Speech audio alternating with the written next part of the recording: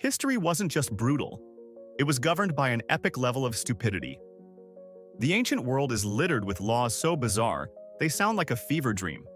We're talking about legally mandated mustaches, murder by telling a good joke, and the death penalty for smuggling figs. These weren't suggestions. They were the rules that could get you killed. Let's explore the legal asylum of our ancestors. 1. In the ancient Greek city of Locri, political participation came with an unusually high-stakes accessory: a noose. If you had a brilliant idea for a new law, you couldn't just submit a proposal. You had to stand before the entire public assembly on a stool with a rope tied snugly around your neck. The floor was then yours. If your speech was persuasive and the citizens voted in favor, the rope was ceremoniously removed, and you became a celebrated reformer. However, if your proposal was deemed idiotic and got voted down, an official would simply kick the stool out from under you. It's a brutally efficient way to filter out bad ideas, ensuring that only the most confident or insane individuals ever dared to suggest a change. It makes modern political debates look positively tame. 2. In our world, a comedian who kills on stage is a massive success. In some ancient Greek cities, it could make you a literal killer. The concept of dying from laughter wasn't just a colorful metaphor, it was a potential basis for a homicide charge. If you delivered a joke so incredibly funny that a member of the audience laughed themselves into a fatal heart attack, you could be dragged into court and tried for murder. Imagine the legal proceedings. How do you even argue that case? Your Honor, the defendant's punchline was delivered with a reckless disregard for public safety. It puts an insane amount of pressure on anyone trying to be funny. You'd have to constantly gauge your audience. Is this crowd tough enough for my A material, or should I stick to the less lethal puns? 3. We've all struggled to stay awake during a painfully boring meeting. In ancient Athens, a city that prided itself on civic participation, dozing off during a public assembly was a punishable offense. But they didn't just fine you. They had a much more theatrical method of enforcement. Officials would patrol the crowd with a long rope that had been dipped in wet red paint. If they caught you nodding off, you'd get a big, shameful smear of red across your clothing. This colorful badge of dishonor made it impossible to deny your nap, and you were forced to pay a fine. It's a genius, if deeply humiliating tactic. Forget coffee. Nothing keeps you alert like the fear of being publicly branded as a slacker by the fashion police of civic duty. 4. In ancient Ireland, the law didn't just apply to people and animals. It extended to the plant kingdom. The complex Brehon laws established a rigid social hierarchy for trees, dividing them into different classes like nobles, commoners, and peasants. At the top were the lords of the wood, such as the mighty oak. Illegally chopping down one of these noble trees was considered a crime so severe that the penalty was equivalent to that for killing a human chieftain. Damaging a lesser commoner tree might only cost you a couple of cows. This meant that before you cleared a bit of land, you had to be a qualified botanist, capable of distinguishing a socially important tree from a worthless shrub. It was a legal system where the life of a plant could genuinely be worth more than the life of a man. 5. In the Roman Empire, fashion wasn't just about looking good, it was about knowing your place, and the law made sure you never forgot it. The most prestigious color was Tyrian purple, a dye so obscenely expensive it was worth more than its weight in gold, as it required crushing tens of thousands of rare sea snails to produce. Consequently, the right to wear it was ruthlessly controlled. Roman law explicitly stated that only the emperor could wear a solid purple toga. Anyone else caught wearing the all-purple look was committing treason. Senators were allowed a purple stripe on their white togas as a small nod to their status, but that was it. It was the ultimate form of state-enforced fashion control, a way of saying, I'm the most important person here, and my wardrobe proves it. 6. The Qin dynasty unified China through ruthless efficiency and a philosophy known as legalism, which demanded absolute order and strength from its citizens. This ideology was so extreme that it even regulated human emotion. Crying was officially viewed as an act of weakness that threatened the stability of the state. and for men, it was strictly illegal. The punishment was not a fine or jail time, but a deeply personal and social humiliation. Any man caught shedding tears would have his beard and eyebrows forcibly shaved off by officials. In a society where facial hair was a symbol of masculinity, honor, and maturity, this was a devastating sentence. It effectively stripped a man of his identity and marked him publicly as a failure, a walking billboard for the state's message: control your feelings, or we will. 7. To the Roman military, a soldier was an investment, a valuable piece of state property trained at great expense. As such, you didn't have the right to damage or destroy that property, even if it was your own body. While suicide for regular citizens was a complex issue, for a soldier, it was an absolute crime. Attempting to take your own life was treated as the ultimate form of desertion, a betrayal of your duty to the empire. If you failed in the attempt, you could be executed for the crime. The only legal path was to submit a formal request to the Senate for permission to die, a bureaucratic process that was almost never approved. Your life simply wasn't yours to end. It belonged to Rome until Rome decided it was finished with you. 8. Under the Yasa, the secret code of laws established by Genghis Khan, the Mongols held a profound spiritual respect for the natural world. They believed that essential elements like water and fire were sacred and pure, and contaminating them was one of the most heinous crimes imaginable. This belief led to some incredibly specific and harsh laws. For example, you were forbidden from ever urinating into a river, lake, or any source of running water. Doing so into the ashes of a fire was also a capital offense. This wasn't about hygiene. It was about offending the spirits. The punishment for such an act of desecration wasn't a warning or a fine. It was instant death, with no trial and no appeal. It's a terrifying example of how a deeply held spiritual belief could turn a minor act into a capital crime. 9. In ancient Persia, they developed a system of judicial accountability that was, to put it mildly, unforgettable. If a judge was found guilty of accepting a bribe or delivering a corrupt verdict, the punishment wasn't just impeachment or prison. The convicted judge was executed and then skinned. But the story doesn't end there. His skin was then tanned and used to upholster the very judicial chair in which his successor would sit. Every single day, the new judge would literally be sitting on the consequences of his predecessor's corruption. It's a grotesquely powerful message about integrity. Forget a code of ethics hanging on the wall.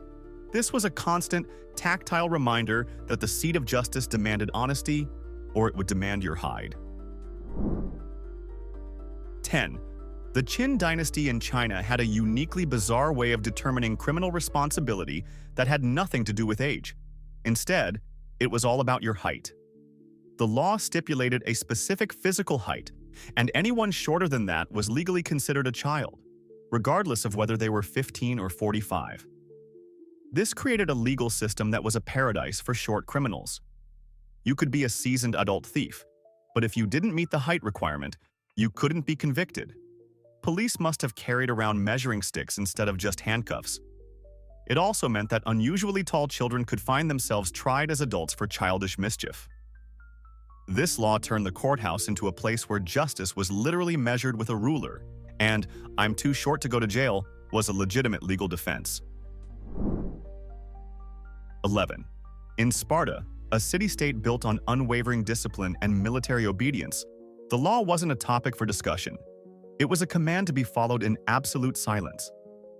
Spartan citizens were strictly forbidden from either praising or criticizing their own laws. Voicing your approval was seen as just as much of a crime as voicing your dissent. The thinking was that laws were not meant to be liked or disliked. They were simply meant to be. This created a society where political debate was impossible. You couldn't say, "I think this law is great," or "this new rule is terrible." You just had to shut up and do what you were told. It's the ultimate expression of the "because I said so" school of governance, turning civic duty into a vow of complete and total silence. 12. The ancient Athenians were obsessed with philosophy, democracy, and apparently policing masculinity. They believed that certain luxuries could corrupt a man's character. and one of the biggest culprits was perfume. As a result, the city enacted a law forbidding perfumers from selling their fragrant products to men. Smelling good was considered a sign of effeminacy and decadence that was wholly unbecoming of a true Athenian citizen. This paints a hilarious picture of a black market for scents, with men secretly buying vials of lavender and myrrh in shady back alleys. It was a time when the state was so invested in how men should behave that they legislated against the simple act of smelling pleasant, turning good hygiene into a potential crime against manliness. 13. For the Vikings, the concept of murder was surprisingly flexible. It wasn't the act of killing someone that was always illegal, but rather the way you went about it.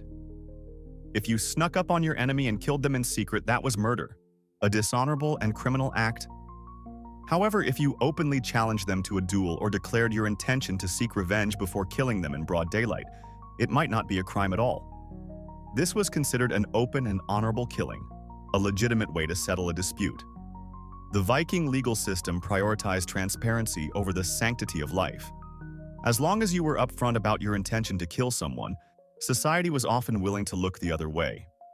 It's a strange moral code where, at least he was honest about it, could be a valid defense for homicide. 14. In ancient Egypt, the line between animal and deity was incredibly thin, and no creature blurred it more than the cat. Cats were considered sacred, the earthly embodiment of the goddess Bastet. This reverence was enshrined in law in the most extreme way possible. The killing of a cat, for any reason, was a capital crime. This wasn't just for intentional acts. If you accidentally ran over a cat with your chariot, you could be sentenced to death.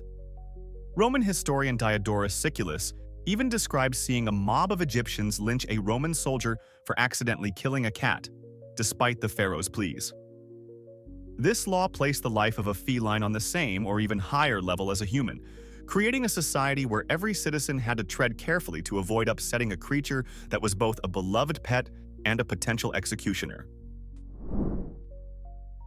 15. The Romans believed their gods were active participants in the mortal world, and few events were as clear a sign of divine intervention as a lightning strike. They believed that any person or place struck by lightning had been personally claimed by Jupiter, the king of the gods. As a result, a person killed by lightning could not be given a normal burial. To do so would be to interfere with Jupiter's property, essentially stealing a soul from a god. Instead, the body had to be left at the spot where it fell, and the site itself became a sacred, walled-off area called a bidental. It's a tragic fate. Not only are you killed by an act of nature, but your family is legally barred from giving you a proper funeral, all because the universe decided to make you a divine landmark. 16. The government of the Han Dynasty in China was deeply paranoid about the potential for rebellion. They believed that where people gathered, plots were hatched, and they were especially wary of gatherings lubricated by alcohol. To combat this perceived threat, they enacted a law that made it illegal for groups of 3 or more private citizens to drink together. A party of 2 was fine, but the moment a third person joined, it became an illegal assembly subject to a fine. The only exception was during officially sanctioned state holidays. This law effectively turned a casual night out with friends into a potentially seditious act.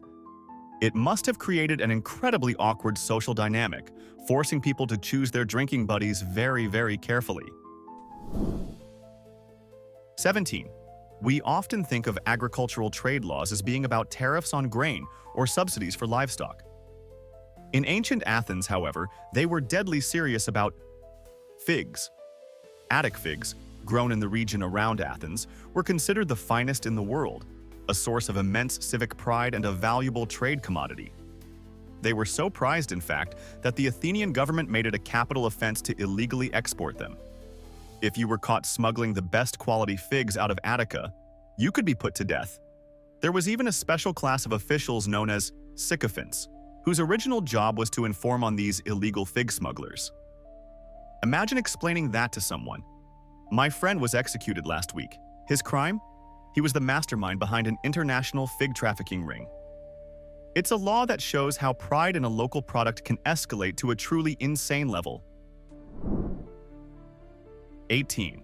The The legal system in ancient Babylon, particularly under the Code of Hammurabi, sometimes skipped the whole evidence and trial part and went straight to divine intervention.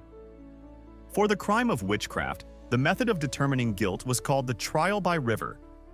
The accused was simply thrown into a sacred river. The logic was deceptively simple. If the accused was innocent, the river god would recognize this and allow them to float to safety. If they were guilty, the river god would claim them and they would sink and drown. This process effectively made the ability to swim a legal proof of innocence. The court's decision was outsourced to the current, turning a life-or-death legal proceeding into a high-stakes swimming test where the only judge was the river itself. 19. The ancient Olympic Games were a sacred festival, but the guest list had one very strict rule: no married women allowed. For a married woman to even attend the games as a spectator was a crime so severe that the punishment was to be thrown off the Typeon Rock. The reasoning is debated by historians. It may have been due to the athletes competing nude or for deep-seated religious reasons, but the law was absolute. The only exception was the priestess of Demeter, who was given a seat of honor. This created a bizarre scenario where thousands of men and unmarried women could enjoy the pinnacle of athletic achievement while married women faced a horrifying death sentence just for peaking. It's a level of gender-based exclusion that is as brutal as it is baffling. 20. Roman marriage law was deeply rooted in the concept of property, and a husband could, over time, gain legal ownership over his wife as if she were a piece of furniture. However, there was a strange and specific loophole designed to prevent this: the Trinoctium. A law in the 12 Tables stipulated that for a marriage to remain in a state where the wife retained legal independence and control over her own property, she had to absent herself from her husband's home for 3 consecutive nights every year. By physically breaking the continuity of cohabitation, she interrupted the legal process of being acquired. It was essentially a mandatory annual girls' trip enshrined in law, a legal mechanism that forced couples to take a short break to prevent the wife from literally becoming her husband's possession. 21. Roman fathers, under the law of patria potestas, or the power of the father, held absolute life and death authority over their children, regardless of their age. This power was so extensive that it included the right to sell their own sons into slavery. However, the law did have one peculiar limitation. A father could sell his son, but if the son managed to gain his freedom or was sold back, the father's rights were restored. He could then sell him a second time. If the son returned yet again, the father could sell him a third and final time. But after the third sale, the father's power was finally broken, and the son was legally free from his control. It's an almost comical rule that essentially says, okay, you've tried to get rid of him 3 times. Maybe it's time to let him go. 22. In ancient Egypt, the medical profession came with an almost unimaginable level of pressure. Doctors were expected to follow a set of prescribed treatments written down in ancient sacred texts. As long as a physician followed these established procedures to the letter, they were legally protected, even if the patient died. However, if a doctor decided to deviate from the script and try an innovative or experimental treatment, they were taking a huge risk. If the patient survived, the doctor was hailed as a genius. But if the patient died after this non-standard treatment, the doctor could be charged with murder and executed. This system created a massive disincentive for medical innovation, essentially telling doctors, stick to what the book says, even if you know it's not working because your life depends on it. 23. Roman law had a very nuanced view of theft, and the severity of the crime often depended on the time of day it was committed. If you caught a thief stealing from your home during the day, the law was relatively restrained. You were allowed to beat him and force him to pay back the damages, but you couldn't kill him. However, if you caught that same thief in your house at night, the rules changed completely. The law permitted you to kill the nocturnal intruder on the spot, with no legal repercussions. The logic was that a thief under the cover of darkness posed a greater, more direct threat. This created a strange legal reality where a criminal's life or death could be determined entirely by the position of the sun. 24. Roman funerals were elaborate, emotional affairs, but over time, the displays of grief became so theatrical that the state had to intervene. Wealthy families would hire professional mourners, known as pleurantes, to wail, shriek, pull their hair, and scratch their faces to demonstrate the family's sorrow and wealth. The practice got so out of hand that the authorities passed a law specifically banning excessive wailing and prohibiting women from scratching their cheeks in mourning. The goal was to curb these ostentatious displays of fake grief that were turning somber occasions into competitive performances. It's a rare case of a government having to legislate against people being overly dramatic at a funeral, essentially telling its citizens to tone down the waterworks. 25. The Roman concept of patria potestas gave the father, or paterfamilias, terrifying authority over his household, and this power reached its apex in matters of honor. Under the laws of the Emperor Augustus, a father who discovered his daughter in the act of adultery in his own home was legally entitled to kill both her and her lover on the spot. This was not considered murder. It was a justifiable act of enforcing family honor. Interestingly, the law was slightly less lenient on the husband, who was permitted to kill the lover but not his adulterous wife. This created a chilling legal double standard where a father's rage was given a license to kill that even a husband's was not. It was a brutal law that placed a daughter's life entirely in the hands of her father's temper. 26. The Greek island of Delos was considered one of the holiest places in the entire Hellenic world, believed to be the birthplace of the gods Apollo and Artemis. It was deemed so sacred that the land itself could not be polluted by the mortal affairs of birth and death. In the 5th century BC, the Athenians, who controlled the island, passed a decree for its purification. All graves were exhumed, and the remains moved to a neighboring island. From that point on, it was strictly illegal for anyone to die or be born on Delos. Expectant mothers and the terminally ill were forcibly ferried off the island to ensure its sacred ground remained untainted. This turned Delos into a unique place in the world, a major religious and commercial center where the two most fundamental events of human existence were legally forbidden. 27. Spartan society was a machine designed to produce the perfect soldier, and every aspect of life, down to facial hair, was regulated to serve this purpose. While most Greek men of the era kept full beards, Spartan law dictated that its warriors must shave their entire face except for the upper lip. The mustache was mandatory.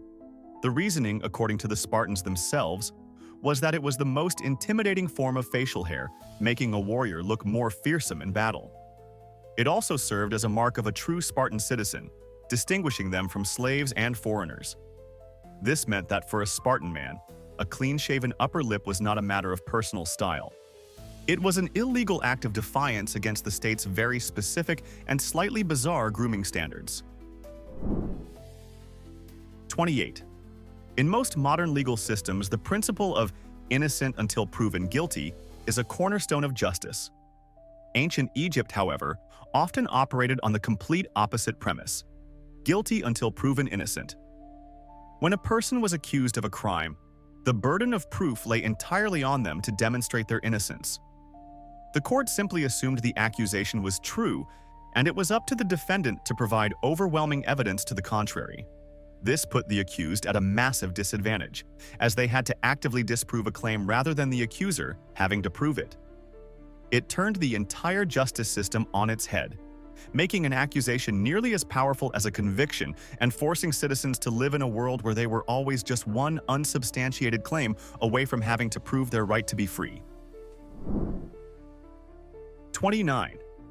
In the turbulent world of Athenian politics, the statesman Solon decided that sitting on the fence was not an option. He passed a law that, during times of civil strife or stasis, made neutrality illegal.